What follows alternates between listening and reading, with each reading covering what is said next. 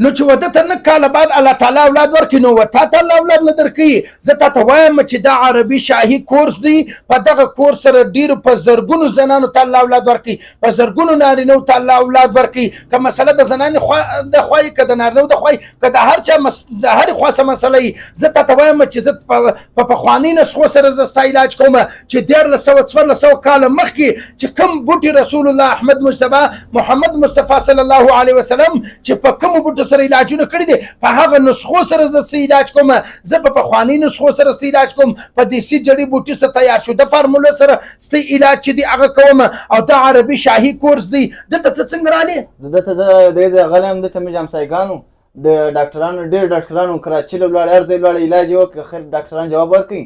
ګوره دا څنګه خبره کوي، وایي چې ډاکټران جواب ورکړي وو، وایي هغو مریضانو ته ډاکټران جواب ورکړی ولو، مګر دلته علاج مو وکړي. الله پاک څو کاله بعد اولاد ورکړي؟ 9 کاله بعد الله تعالی اولاد ورکړي. 9 کاله ډېره غټه موده ده. 9 کاله د انتظار په ګړۍ کې ناس نن به سبا نن به به الله اولاد راکړي، نن به الله اولاد راکړي. په دا انتظار ناست وو، مګر دلته چې علاج وکړي الله شفا ورکړه. په اوله پرچې الله شفا ورکړه. که یادېږي الحمدلله دا د الله تعالی فضل و کرم دی، دا زما کمال نه دی، دا زما هنر نه دی، دا د لوی رب احسان دی چې الله تعالی په اوله پرچې باندې 9 کاله بعد اولاد ورکړي. ښه هغه چې سپي قریبان رالو 9 کاله بعد دلته الله اولاد ورکړي، هغه دلته څنګه رالو؟ هغه دی راله ستا اواز په ریډیو کې اورېدل غریبان او غلي د کوټ سوی غلي زاګي سو دلې راله ستا علاج انشاءالله کامیاب اوس مې هم راغلی. هغه سټیک ګوره تا خبره وکړه، تا سټیک کوم قریبان رالو علاج وکړي 9 کاله اولاد نو د هغو څه مخکې سټیک کوم قریبانو تا ول د هغو هم اولاد نه ولو، هغه هم راغلي و دلته علاج وکړي، هغو ته هم الله اولاد ورکړي په اوله پرچې باندې. بیا هغو ودي بیا هغه ودی ته اطلاع ورکړه، بیا چې کوم دی هغه دلې رالو علاج وکړي، هغو ته هم الله اولاد ورکړي. اوس سپي راغلي یاسته، ما چې سپي پرچې علاج وکړي څو فیصده سپي پر کوز شو؟ 150% به پول دی کامیاب شو الحمدلله. یعنی په 100 کې 50% چې دی هغه الحمدلله د دې فرق سوی دی.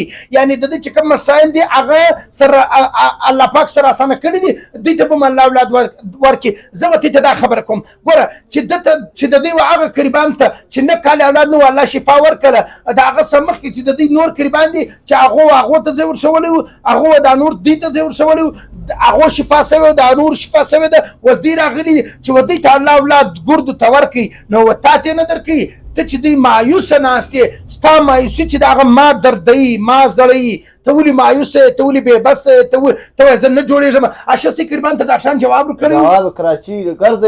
زه نه وایم، دا دی وایي چې ډاکټران جواب ورکړی وو، ګرځېدلي وو، ستړي سوي وو، دردېدلي وو، ځپلي وو، دنیا علاجونه وو نه جوړېدل. دلته په اوله پرچې باندې الله شفا ورکړل. تا ته وایم نن دی مطلب ستړي راټول کړه، زه تا ته مبارکي در کوم، تا اوس دې مبارک سي، تا ته الله اولاد درکړي. خو صرف چې ته په دغه پخواني نسخو سره چې 1400 کاله مخکې احمد مجتبی صلی الله علیه وسلم دغه بوټي استعمال کړي دي، د دې څه فایده ترلاسه کړه، د مایوسي د دنیا سره اوځه. که چېرې ته وایې چې زه لرې یم زه نه سم در رسېدلی، مګر زه دوا در رسولی سم چې ته د بهر ملک پر کونج کې یا د پاکستان پر کونج کې اشی یوه بله خبره ده وکړه، غوږ پر ونیسئ.